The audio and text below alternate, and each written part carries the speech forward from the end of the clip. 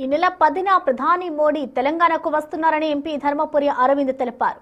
రాష్ట్రంలో సుమారు 8,000 కోట్ల రూపాయల అభివృద్ధి పనులకు శంకుస్థాపన చేస్తారని, అలాగే అమృత్ భారత్ రైల్వే స్టేషన్ను జాతికి అంకితం చేస్తారని అన్నారు.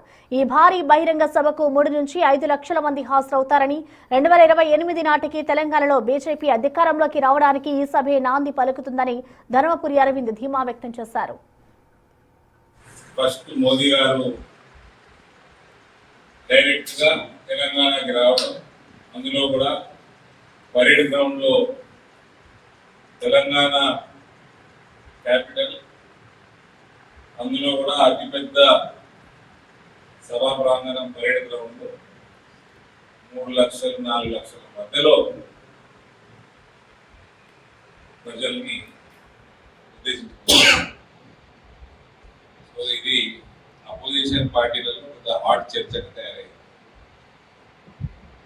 ఇది ప్యూర్లీ పొలిటికల్ సభ, ప్రోగ్రెసివ్ సభ.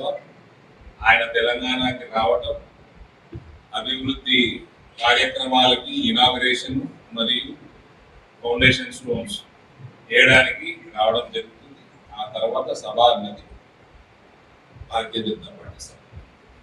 5వ తారీఖు వచ్చే రిజల్ట్స్ తోటి చంద్రశేఖరరావు కానీ, రేవంత్ కానీ, ఇతర ప్రాంతీయ పార్టీలకి డెఫినెట్ గా గొనుపు మొదలవుతుంది.